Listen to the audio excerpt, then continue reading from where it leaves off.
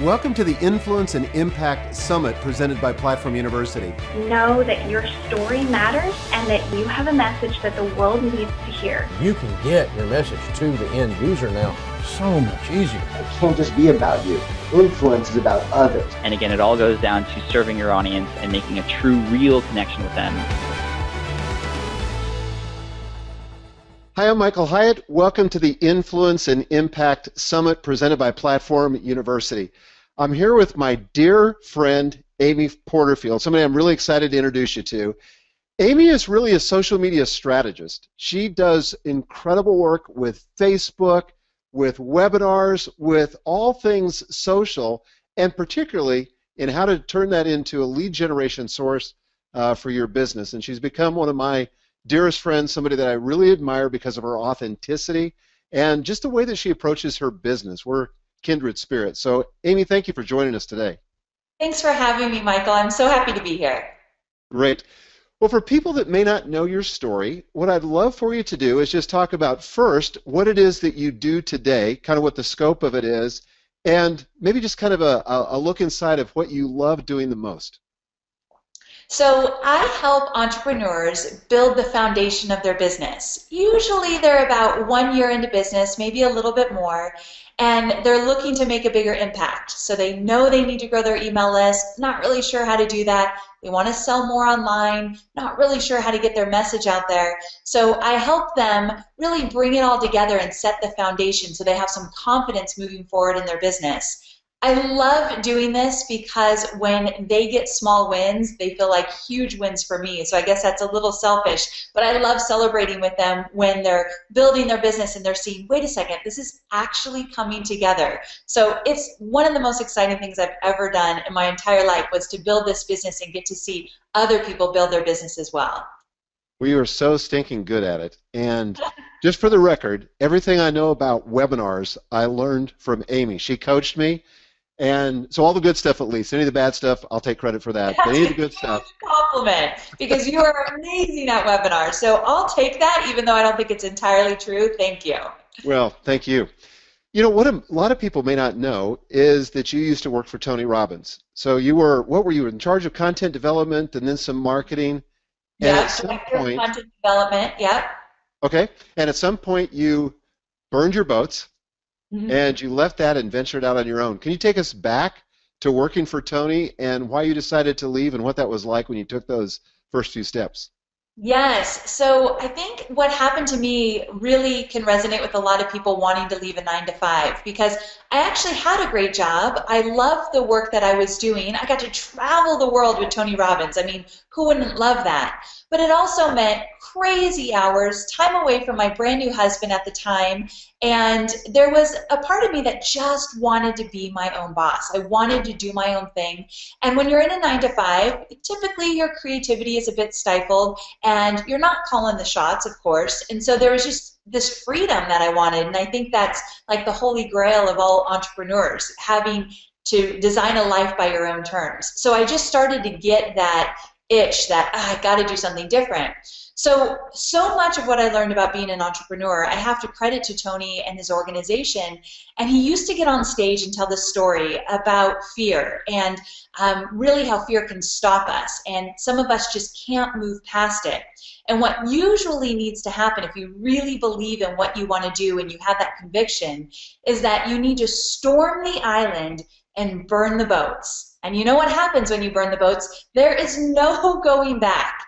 And when I decided to finally get that courage, or when I finally got the courage to actually take the leap and go out on my own, I had to burn the boats. Because what was happening is people would say, oh, Amy, I heard you left Tony Robbins. Well, we've got this other job over here. Or now that you're not in the 9-to-5, maybe you could become a manager at my business and help me do this or that. And I knew that I had a goal. I knew what I wanted to do, and it wasn't working for a bunch of other people. So when I burned those boats, there was no going back. And I use that for a lot of things that I do because it's easy to get afraid and go back to what you know, what's comfortable. But what's ahead of you is where the magic is. I want you to take us back to the emotions that you felt, like right before you turned in your resignation, what it felt like for the first few weeks. Can you remember what that was like? Are you trying to make me cry? Is this Oprah or something? These are emotional things here. I was terrified, terrified. And actually, I'll give you a little glimpse into what that looked like for me, because I'm not an all or nothing kind of girl where I didn't have the courage to just one day wake up and say, all right, I'm quitting my job, I'm starting my business. What I did is I took some baby steps. So I was in the marketing department at the time right before I quit. So I said, how about I just go 20 hours a week, and I was honest with them that I'm working on this other thing, but I'd love to stay involved in a big project we were working on. And then it was, well, how about I take this show home and work from home and see if I could get the job done there. I had been at Tony Robbins for a long time, so that they had trusted me, but I had to take some baby steps because I was truly terrified. Now, the day I made that call and said, all right, Tony, I just wanted to let you know I am going to be moving on, luckily, he was more than gracious about it and encouraged me, because he encourages people to become entrepreneurs. But I had to really psych myself up. And I had to say, okay, no matter what, we're going to make this work. No matter how afraid I am, I'm going to keep putting one foot in front of the other. There was a lot of internal talk that had to go on for me to take that leap. I'll bet. You know, one of the things I know about you, because we're good friends, is that you just hate disappointing people. I mean, that's how I got you on this show today, was I just knew you wouldn't say no. So I used that to my advantage. But seriously, how did you struggle with that? Because I'm sure just the thought of sitting down with Tony and the thought of disappointing him had to be a huge thing to get over. It was. You know, the one thing, and you're right, I hate disappointing. I am a people pleaser for sure, and it's something I have to work through over and over again. So in that situation, what had to happen was I needed to sit down, and I sat down with my family and said, okay, this is what I want more than anything. And a lot of times I had to get in touch with the pain I was feeling. I mean, I was not happy. No matter how great that job was, no matter how much they paid me, I knew in my heart of hearts I wasn't in the right place anymore. So I had to get really in touch with, how am I feeling now? How do I want to feel? I think feelings are just as important as strategies and structure and platforms and all that good stuff. I wanted to feel a certain way, and I wasn't. So I had to come to terms with that, and then I had to say, what could life look like if I really was doing what I loved? What could it look like in my marriage and in my friendships, and what would my lifestyle look like? I wanted to buy a home, and we were in a condo at the time, and I knew going this direction would never really get me financially where I wanted to go, so finances were a part of it. So I literally painted the picture of what my life could look like if I actually succeeded in this endeavor, and I kept my eye on the prize. So every time I thought, I'm going to let him down, Tony's not going to be happy with me taking this step, or what about this team that I've developed? What am I going to do? It's the point that I had to put my family and myself first, because I knew long term the happiness was where I wanted to be, and it wasn't where I was at the time. So it was definitely a difficult situation now. Amy, what year was that? So that was 2009. Okay. Wow. So here we are in 2015. Now that you've conquered fear, I'm just kidding. How? Whoa, I'm not on the right show. Yeah, I know. So seriously, I know, because you're very transparent about this, you struggle with fear like I do, like almost everybody that we've had at the summit struggles with it. How do you deal with it? How does it look? First of all, how does fear show up for you today? And then how do you deal with it? Take us through the process, because I know a lot of people that are listening to this struggle with fear, and it's what's keeping them stuck. So, such a great question. One thing I do is I definitely surround myself with people that have had big successes, not just financial, but just successes in their life that take me to a place or show me where I want to go. So I have amazing peers, Michael, of course you're one of them, that I can surround myself with and say, okay, I know I can get there because these people believe in me and I see them doing it. And I want to tell a quick story.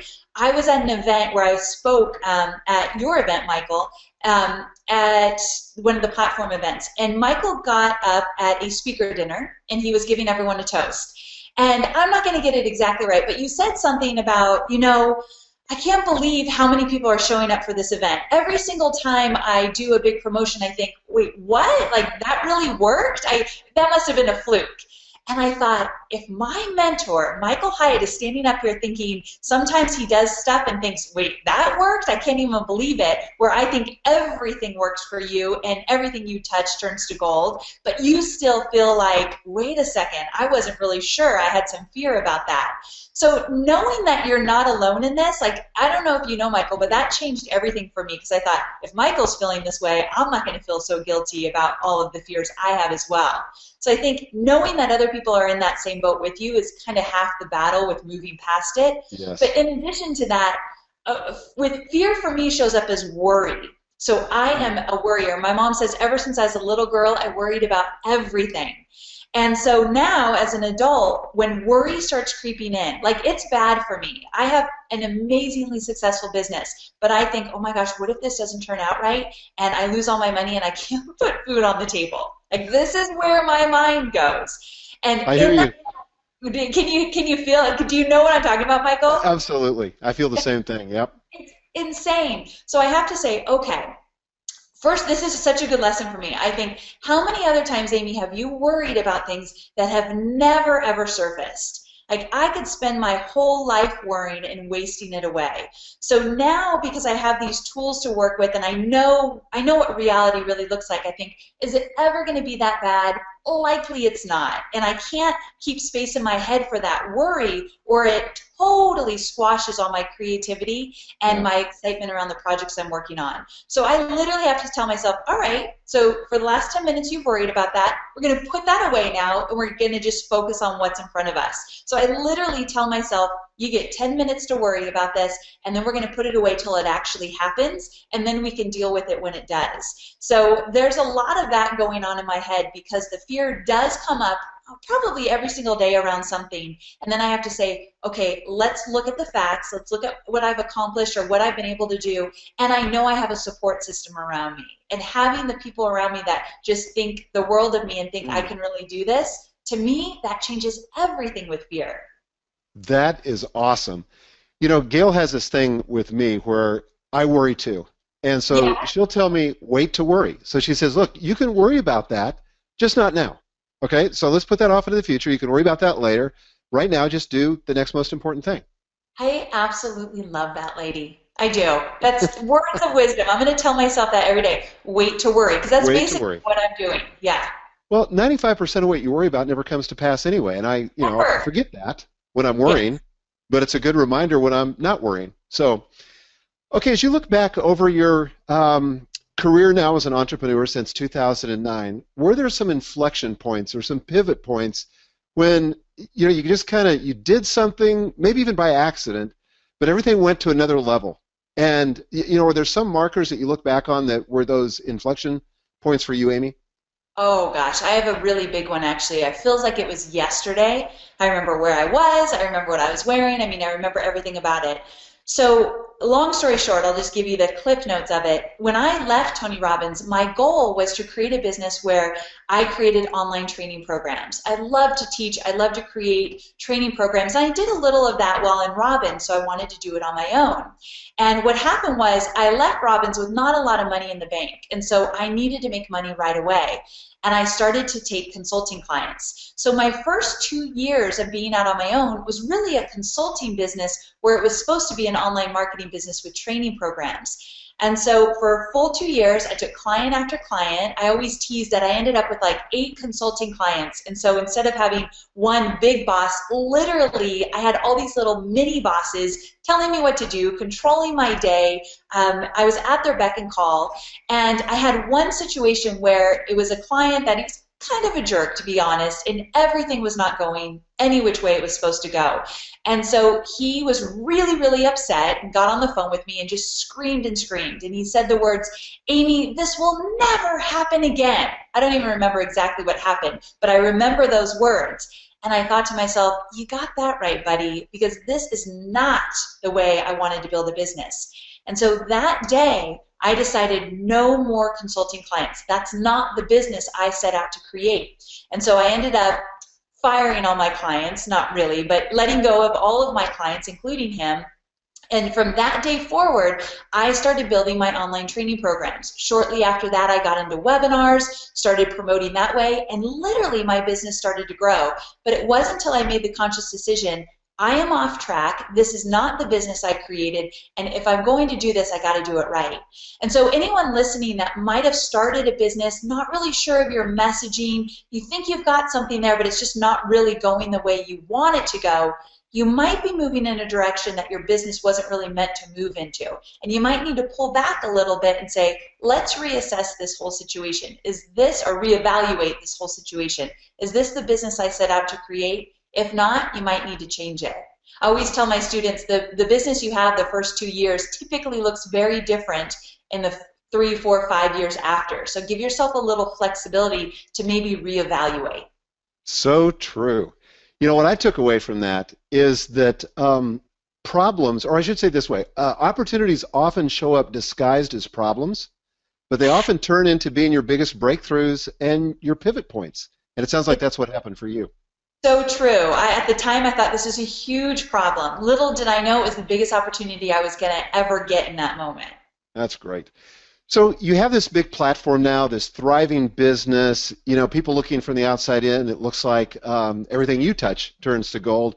What does your platform mean to you today? What does having this kind of influence and the kind of impact, and I know how moved you are when your students write and they talk about how, you know, going through one of your courses or one of your webinars has really changed everything for them. What does it mean to you today to have this kind of platform? It means so much because I know what it feels like to have confidence in my business now, and I know what it feels like to have security, knowing that, wow, I figured this out, so at any given day I can make money, and I never have to worry again where the money is going to come from. Sure, I revert back to thinking I'm going to lose it all, but then I quickly get back on the horse and think, okay, this is working, and it has been working for a while. So for me to be able to give that opportunity to somebody else, I feel it could be life-changing. And I had a situation recently. I was on a live webinar and I was promoting a program of mine, and someone said to me, Amy, this teaching here changed my life a year ago. I never, ever would have thought that I could quit my 9-to-5 and start building a business that I absolutely love. And today, my husband doesn't work because of it. He watches our children, and I get to run this business. And I am a crier by nature, but I don't cry in public on webinars. And I had to fix my voice because it got a little cracky at that moment, thinking, holy cow, that's exactly why I want to do what I do. So as long as I keep hearing stories of this actually changed my business and my life and allowed me to move forward in different ways and build a life by my own design, I am going to keep doing it every single day, because that kind of impact, to me, there's nothing like it. You know what's fascinating about this to me, and I've talked to a lot of people for the summit, obviously, a lot of people that I've interviewed, famous speakers. Not one of them, and maybe, you know, somebody cynical would say they would never admit this anyway, but nobody has said that money has been the driver.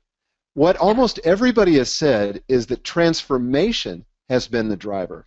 And it's certainly true for me. You know, I think the money is a byproduct of really serving people well, but that's where it has to begin. And I don't know of anything that gets me more excited than the very thing you shared, that kind of experience that somebody has with your product. Yeah, there's just nothing like it. It's a little bit addictive. That's probably why we become workaholics sometimes, because when that's happening, how can you not want to run into your home office, sit down at your computer, and do it again every single day? Yeah, exactly right. I was going to ask you a question about webinars. I mean, I can't have you on without talking about webinars. You know, I keep reading this stuff on the internet where people say webinars are dead. Yeah, they used to work, but they don't work anymore. But for the person who's listening to this that maybe never considered a webinar, who's it ideally suited for, and why do they work, and what do you think the future of webinars is? Because for me, I feel like I'm just getting started. It's like the secret sauce in my business. I love doing them. It is. Here's the thing with webinars. It's the most amazing experience when you get on a webinar and you get to teach your very best stuff for free, and you're connecting with people. They hear your voice. A lot of the times they see your face if you turn your camera on, and you are giving them your very best stuff. I have made connections through webinars that I know I would never, ever have the chance to make anywhere else, not even my podcast, and I feel that's a great connector as well. But with webinars, you're literally dedicated to them for the next hour as you deliver this content. And I think if anyone says webinars are dying, I think they're absolutely crazy. And I know that they have been strong and they get stronger and stronger. And the more you dedicate yourself to building a really good webinar platform, you can let go of so much worry and anxiety about where the money's going to come from, because you can build a system in your business with webinars.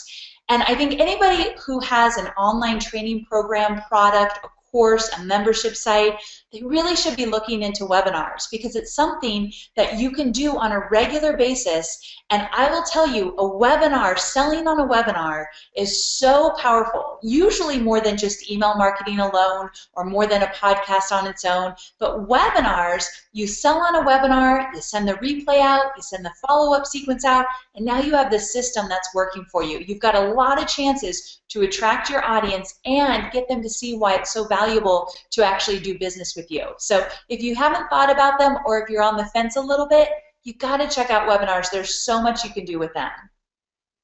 Have you launched your webinar course?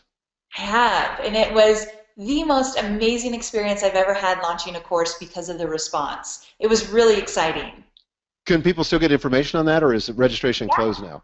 Thank you for asking. You can. If you go to amyporterfield.com/WTC, so webinars that convert, WTC, we have a wait list now, but we're opening it up really soon.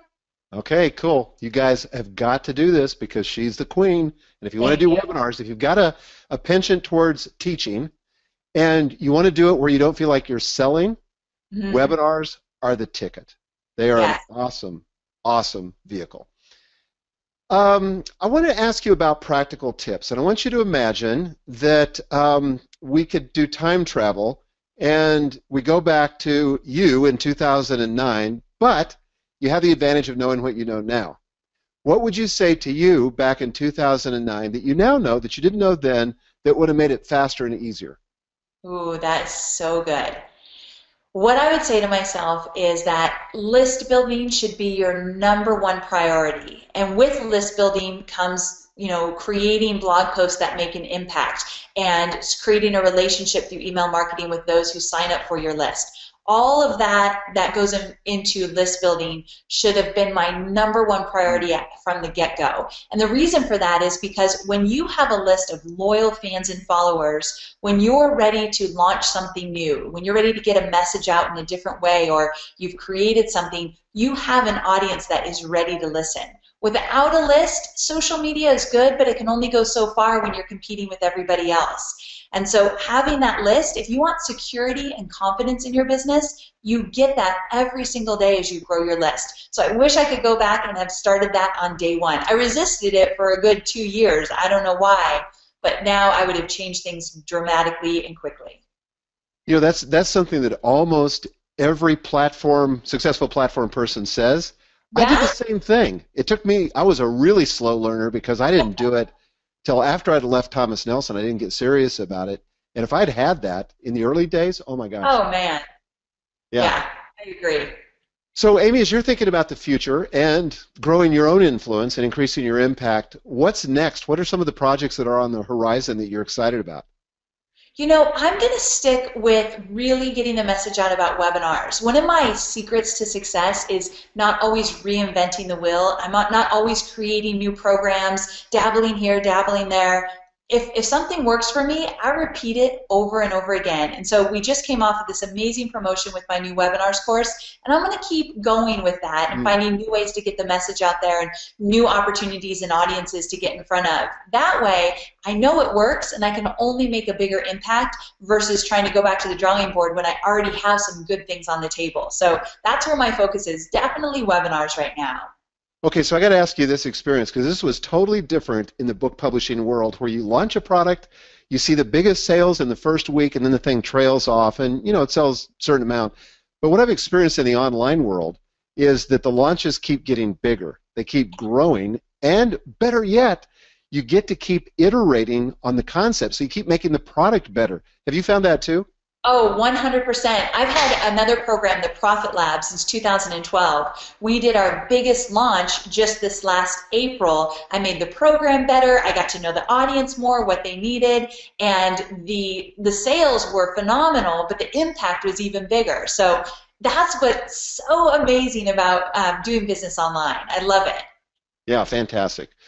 Well, you've been very generous with us, Amy. As always, you shared with us some great nuggets, some strategies, and most of all, just the inspiration. And you're just somebody like us, somebody that struggles with fear and all the rest, and yet, in spite of that, you've built this thriving business. So thanks for dropping by today and sharing with us. And for those of you that are listening, I want you to connect with Amy at amyporterfield.com. You've also got to listen to her podcast, which is fantastic, one of the best marketing podcasts out there. But you can find all about her at amyporterfield.com. And there's probably somebody you're thinking of right now that would really connect with Amy, somebody that would benefit from this interview. And I want you to encourage you to click one of the share buttons below and share this with the world, whether it's your friends, your fans, your followers, whatever. Amy, thanks again for dropping by. I really appreciate you. Thank you so much for having me, Michael. Bye-bye. Welcome to the Influence and Impact Summit presented by Platform University. Know that your story matters and that you have a message that the world needs to hear. You can get your message to the end user now so much easier. It can't just be about you. Influence is about others. And again, it all goes down to serving your audience and making a true, real connection with them.